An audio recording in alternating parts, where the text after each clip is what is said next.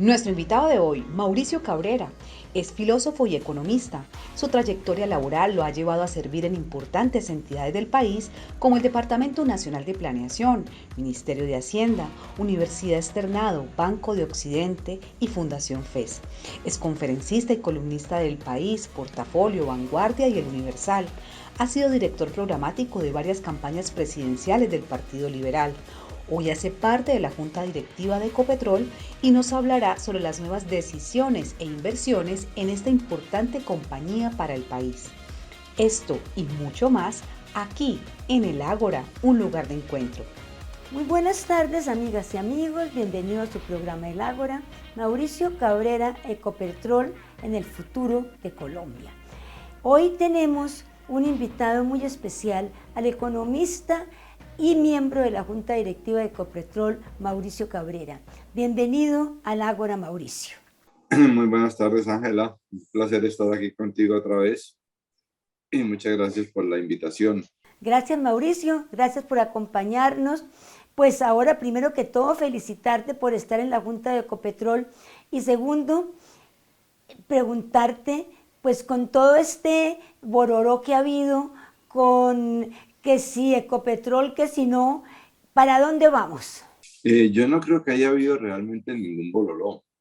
El gobierno tiene absolutamente claro, y así lo ha manifestado el ministro de Hacienda, la ministra de Minas, el propio presidente, que Ecopetrol es no solo la empresa más grande e importante del país, sino que juega un papel muy determinante en las finanzas públicas y en la balanza de pagos de Colombia. Ecopetrol fácilmente le puede dar el 8 o 10% de los ingresos del gobierno nacional y en materia de exportaciones representa más del 20%. De manera que esos son simples hechos, datos que el gobierno los conoce, el gobierno los tiene claro y por eso han manifestado de manera explícita la decisión de fortalecer la empresa y de que continúe en la labor que está haciendo. Con un ítem adicional, y es tal vez menos conocido. Ecopetrol no solamente tiene este papel importante en materia de finanzas públicas y de comercio exterior y balanza de pagos, sino que también Ecopetrol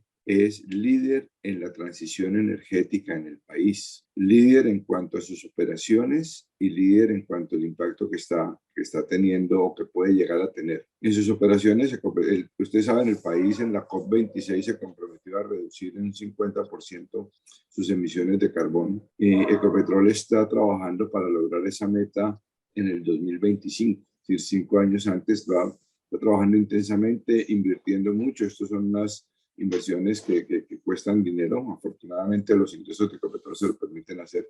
Entonces Ecopetrol está haciendo eso, reduciendo su huella de carbono, reduciendo las emisiones de gases en los pozos, en la refinería, pero además Ecopetrol está invirtiendo mucho en energías renovables, en nuevas fuentes de energía. Ya tiene plantas solares, 2 campos importantes en los llanos orientales, está planeando hacer otras y está trabajando en 2 proyectos que son fundamentales para la transición energética del país.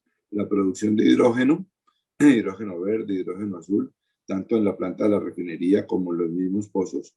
El hidrógeno es uno de los combustibles que pueden llegar a ser muy importantes porque son muy poco contaminantes. Falta mucho para que esto pueda llegar a estar funcionando en los carros, pero ya se está adelantando la producción. Y segundo, Ecopetrol está trabajando en producir combustibles más limpios. Entonces, las declaraciones que ha hecho el gobierno, tanto la ministra pues como el presidente, que han causado mucho susto, ¿verdad? Y mucha preocupación, tanto en los inversionistas como en algunas personas también que ven que el futuro de Colombia no va tan bien. Entonces, eso en realidad ha sido como ligereza del gobierno o efectivamente pues parte no sé, de algún tipo de declaraciones no muy bien pensadas. Ahora, Ángela, en campaña se hicieron muchas declaraciones y muchos pronunciamientos que pueden haber sido un poco confusas, pero también hay que decirlo que los medios de comunicación, las redes sociales y la oposición se han encargado de amplificar distorsionar, falsificar y mentir sobre estas declaraciones. Por ejemplo, el presidente Petro en la reunión de Egipto de la COP27 dijo, tenemos que disminuir el consumo de petróleo. ¿Sí? Eso no es una idea original de él. Eso lo está diciendo todo el mundo hace 40 años o 50 años. Hay que disminuir el consumo del petróleo. Y aquí, en algunos medios de comunicación, comentaristas afiliados a partidos de la oposición salieron a decir, Petro en Egipto dijo que había que dejar de producir petróleo. Nada que ver. Una mentira flagrante, una distorsión, una falsificación, una exageración sobre las declaraciones. Entonces, eso hay que decirlo claramente. El tema de la exploración de petróleo. Es cierto que en la campaña se dijo que se iba a dejar de explorar petróleo. Estando ya en el gobierno las declaraciones del presidente y de la ministra fue que se iban a continuar todos los contratos de exploración que se estuvieran ya firmados y que no se iban a firmar nuevos contratos. Esa fue la primera declaración. Además, el otro punto importante que hay que decir, dentro de los contratos actuales ha habido unos descubrimientos muy importantes, no de petróleo sino de gas, pero finalmente el gas es un combustible que también puede sustituir mucho al petróleo y sobre todo sustituir al carbón. En el mar, ha habido también algunos en tierra, pero los más grandes son en el mar, en la costa afuera que llaman, al norte de Santa Marta unos, al norte de Cartagena otros. Son pozos que se han encontrado que pueden tener una dimensión como los que encontraron en Guyana, que son los descubrimientos más grandes que se han hecho en el mundo en los últimos años. La tecnología para eso ya está inventada. En Colombia no se ha hecho, pero Ecopetrol está allí con dos socios que tienen muchísima experiencia. Uno es Petrobras, la empresa petrolera, que toda la cuenca del Atlántico al frente de las costas del Río de Janeiro son características similares, pozos muy profundos, y Petrobras ya tiene mucha experiencia, es socio de Ecopetrol en uno de estos, y la Shell, la gran multinacional Shell, que también tiene gran experiencia y tecnología para esto. Sin embargo, en cuanto a la tecnología, fácilmente pueden pasar 4 o 5 años antes de que ese gas pueda extraerse y distribuirse y utilizarse. Entonces, este es un mundo, una tecnología muy compleja, pero Ecopetrol está trabajando con mucha intensidad. Hay compañías petroleras también trabajando en Colombia, como digo, Shell y Petrobras y muchas otras. Las reservas que hay hoy nos dan para por lo menos 8 años. Y con los 180 contratos de exploración que ya están firmados y los que se van a reactivar, seguramente vamos a encontrar más reservas que nos amplíen el periodo de tiempo para el cual tenemos petróleo disponible.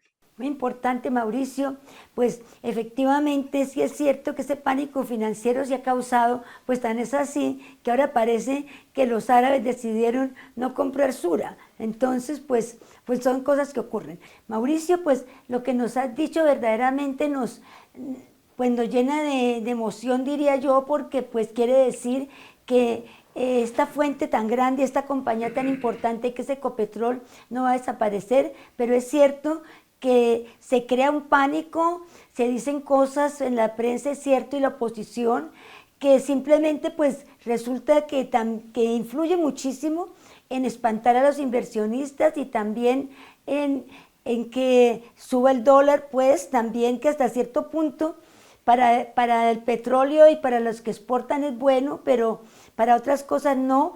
¿Cómo ves tú lo de la reforma tributaria? Para responder esto, Ángela, hay que partir de cuál es la situación del sistema tributario en Colombia.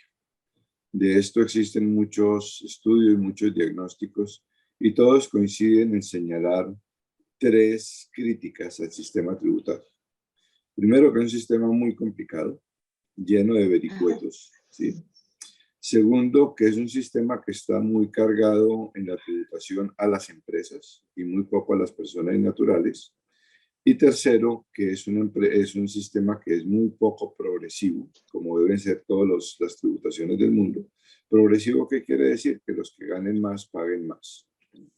Y por supuesto, estas características llevan a que sea un sistema en el que hay una grandísima evasión.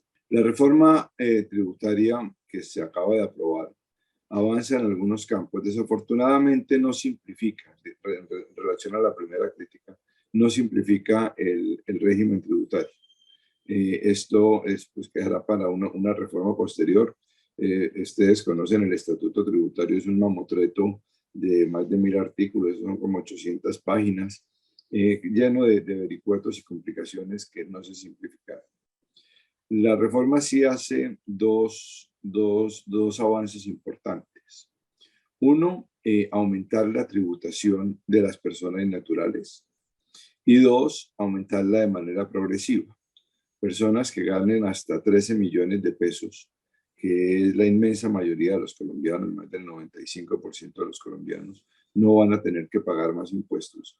Las personas que van a pagar más impuestos son personas que tengan ingresos superiores a estos.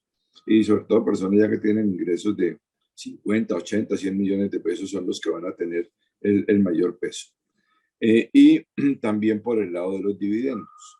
Los dividendos se van a grabar, a aumentar el impuesto porque ya estaban grabados, y esto es algo que afecta es a los colombianos más pudientes, a los colombianos más ricos, porque digo, el 90-95% de la gente en Colombia no es propietaria de acciones ni recibe dividendos. Esto entonces es un avance, o dos avances muy importantes, que tributen más las personas naturales y que lo hagan de una manera progresiva. A mi modo de ver, creo que el gobierno le faltó dar el siguiente paso, que es empezar a reducir la tarifa de impuestos para las empresas.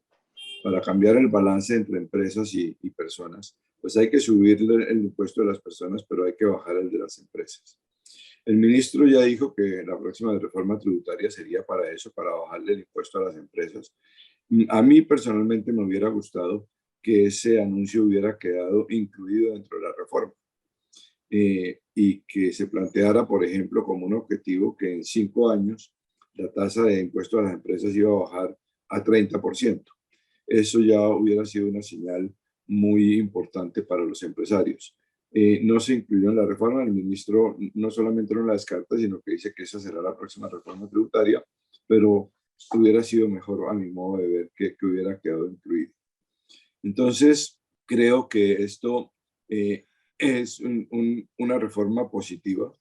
Desafortunadamente también acabaron defendiéndose muchos intereses privados, muchos intereses particulares. La capacidad de lobby de las empresas es grandísima. Por ejemplo, le voy a poner 2 ejemplos.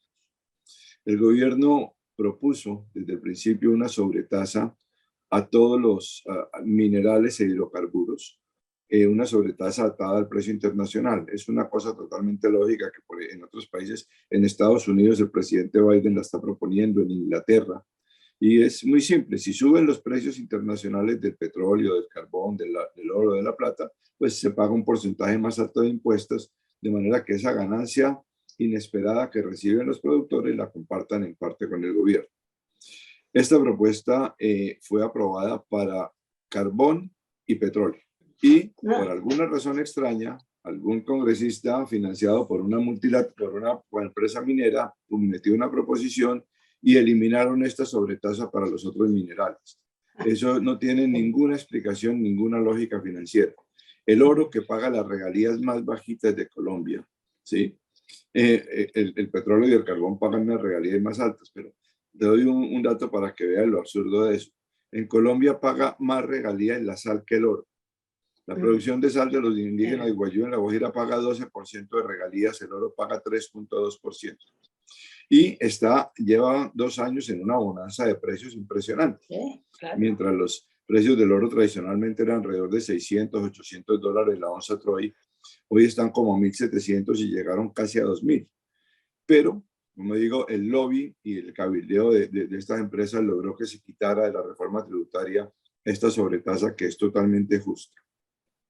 Y el otro ejemplo es el impuesto a las iglesias, ¿sí? Nadie ha propuesto que se grave los ingresos de las iglesias ni la plata que dedican a todas sus obras benéficas, que hacen muchísimas. en educación, en salud, en alimentación. Todas esas actividades van a quedar exentas de impuestos. Lo que se estaba proponiendo es que las iglesias tuvieran el mismo tratamiento de todas las entidades sin ánimo de lucro, fundaciones, universidades, hospitales, etcétera. ¿Y qué es? Que todas sus actividades benéficas están exentas, pero cuando dedican de recursos a financiar lujos para los administradores, a financiar negocios comerciales, esa parte se grava con impuestos. Es una propuesta absolutamente lógica y sensata que no perjudica las actividades de bienestar social de las iglesias. Y hasta el último minuto estuvo adentro de la reforma y de nuevo un chantaje de todo, desafortunadamente liderado por el Partido Liberal, que el liberal ya no tiene sino el nombre y la bandera es el partido más conservador de Colombia. Lideraron eso y chantajearon al gobierno que si se aprobaba ese impuesto a las iglesias no aprobaban la reforma tributaria. De manera que ese tipo de cabildeo, de chantaje realmente es muy negativo e hizo que la reforma perdiera algunos de los elementos importantes que tenía.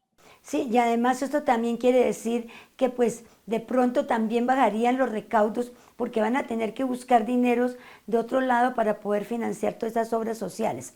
Mauricio, es decir, en este momento el gobierno necesita más recursos de los que va a poder recaudar con la reforma tributaria o va a vender activos o de pronto a través de la SAE se puede financiar los proyectos que tienen.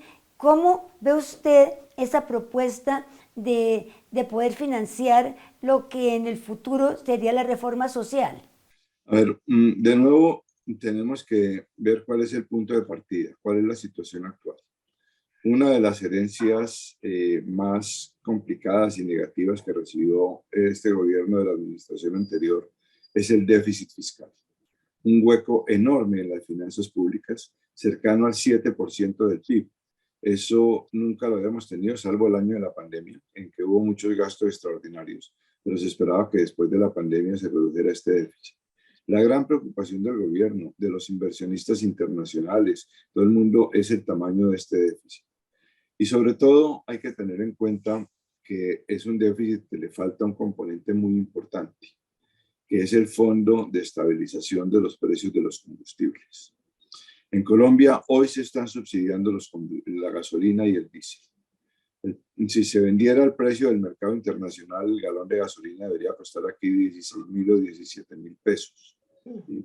Y se está vendiendo a 9.000. Como a los productores hay que pagarle el precio internacional, el gobierno está subsidiando eso y eso ya ha ido creciendo como una gran deuda a Ecopetrol y a los productores.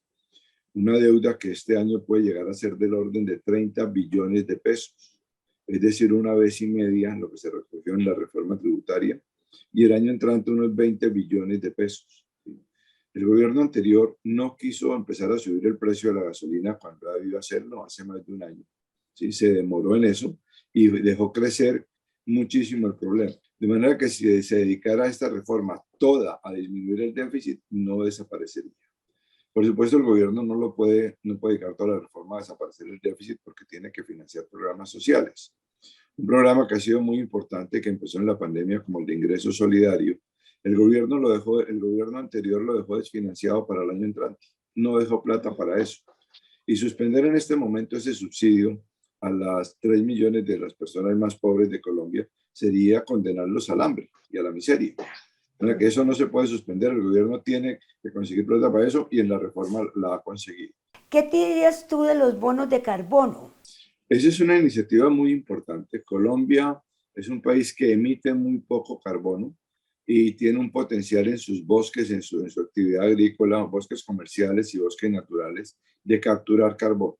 El gran aporte que puede hacer Colombia a la humanidad, a la disminución del calentamiento global, no es tanto disminuir las emisiones, porque Colombia representa menos del 0.4%, el 4 por mil de las emisiones de carbono en el mundo, pero sí puede capturar mucho carbono en su selva amazónica, en sus bosques tropicales, ¿cierto? Y para esto, eso hay que financiarlo. Hay que tener plata para que no se tumben los bosques, para gente que lo cuide, para gente que reforeste. Y los bonos de carbono son un mecanismo que está funcionando muy bien en el mundo y que puede permitir tener ingresos para estas actividades de cuidado del medio ambiente. Colombia debe hacer un esfuerzo muy grande para desarrollar este mercado y estos bonos de carbono. ¿Tú crees que, por ejemplo, la legalización de los narcóticos, de la coca, de la marihuana, como quien dice, la estatización de esos productos, podría generarle a Colombia ingresos? Más ingresos de lo que tiene hoy no, porque hoy Colombia, no el gobierno, Colombia está recibiendo muchos ingresos de narcotráfico.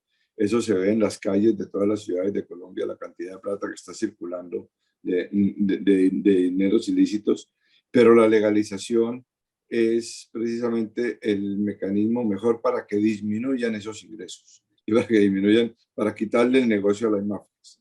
El negocio de las mafias lo tienen es básicamente porque hay prohibición, como lo tenían en la época de la prohibición del alcohol. Hoy ya el presidente Petro y muchos presidentes y expresidentes de todos los países están abogando por la legalización. Es un proceso largo, pero debería empezarse cuanto antes a dar pasos en ese sentido. Y que a lo mejor se vuelva un monopolio del Estado, como pues hasta cierto punto es el alcohol que financia la educación y la salud. No, y en Estados Unidos, que ya legalizaron la marihuana, los estados donde se ha legalizado están teniendo unas bonanzas de ingresos fiscales muy grandes porque se les cobran impuestos. Ah, bueno. Bueno, Mauricio, muchas gracias. Ha sido rico tenerte en el programa como siempre y pues muy informativo. Yo creo que todos nuestros televidentes ahora van a salir muchísimo más educados en todo lo que tiene que ver Ecopetrol y la parte económica. Muchísimas gracias, Mauricio, por habernos acompañado. A ti, gracias por la invitación de nuevo, Ángela, y espero que nos volvamos a ver.